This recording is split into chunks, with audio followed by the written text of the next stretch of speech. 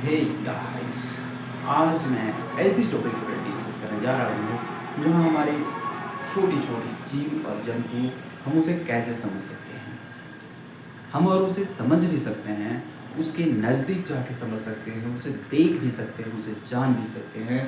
तो किस प्रकार जान सकते हैं? हमारे जितने भी बड़े छोटे भाई बहन और छोटे बड़े से बड़े अतिथि और this video see and very very important. अब मैं उस एरिया की जब हम बात करने जा रहा हूँ जहाँ से हमारी एक छोटी छोटी सीख को हम एक बड़ी सीख में तब्दील कर सकते हैं।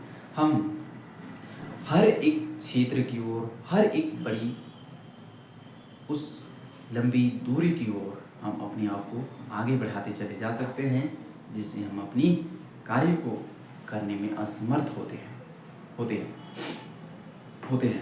अगर हमें अधिक से अधिक जीव जंतु की, अधिक से अधिक प्रजातियों की, अधिक से अधिक पौधों की, अधिक से अधिक ज्ञान अर्जन करनी है, हमें दिन प्रतिदिन उन पे लिखनी है जीवनी कथा की तरह, तो हम उसे किस प्रकार से लिख सकते हैं? हम अपने सब्जेक्ट में चूज करेंगे। हम जिस सब्जेक्ट से हैं उस सब्जेक्ट से हम एक्सप्लोर करेंगे।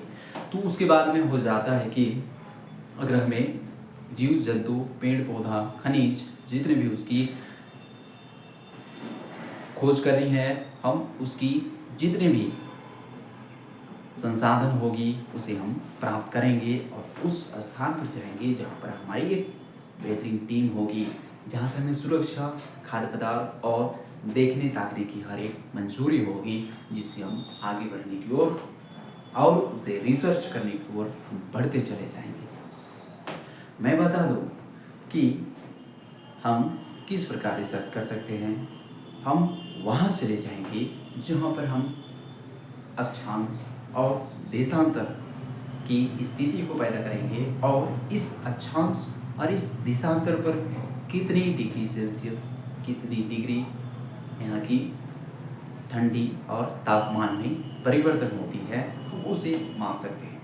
और उसके बाद में यहाँ किन प्रकार के जीव जंतु यहाँ जीवित रह सकती है और किन प्रकार के जीव जंतु यहाँ जीवित नहीं रह सकती है, तो हम इससे भी अपने उस शिक्षण विधि द्वारा माप सकते हैं।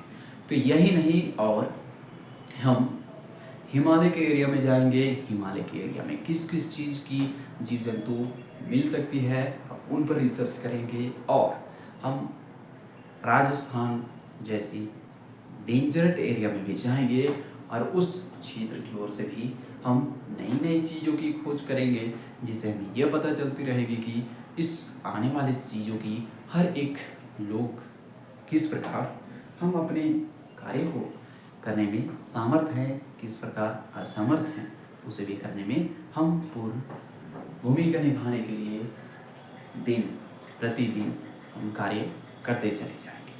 यही नहीं, आने वाले हर उस दिन में, आने वाले हर उस काल में, जिससे हम अपनी कार्य को करने में और छोटी से बड़ी जीव को हमारे देश में कितनी है और कितनी होनी चाहिए और इसकी प्रतिशत किस प्रकार से घट रही है, इसे हम जानने के लिए प्रतिदिन कार्य करते रहते हैं।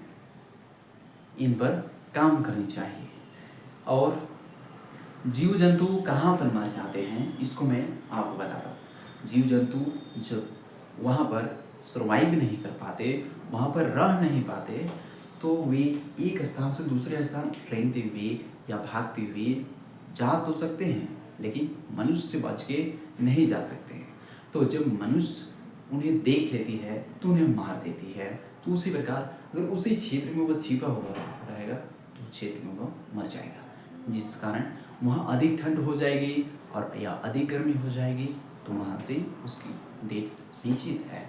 यही नहीं, हर उस क्षेत्र में आने वाले जीव, मनुष्य के छोड़ के हर एक अलग प्राणी जो अपनी सर्वाइव के क्षेत्र से निकलता है, तो उन्हें एक तो मार दिया जाता है, एक तो खुद मर जाता है।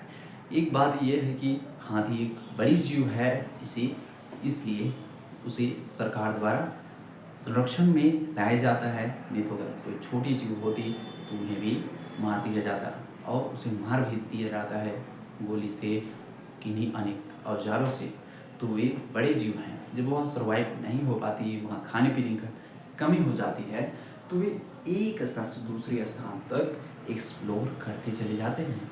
यही नहीं, हर क्षेत्र में, हर एक देश से दूसरे देश, अगर वह बॉर्डर जहाँ पर घिरा हुआ से पार हो जाते हैं तो वहाँ चल जाते हैं। आज के लिए बस इतना ही। हमारे इंडिया संचार कंपनी को सब्सक्राइब करें।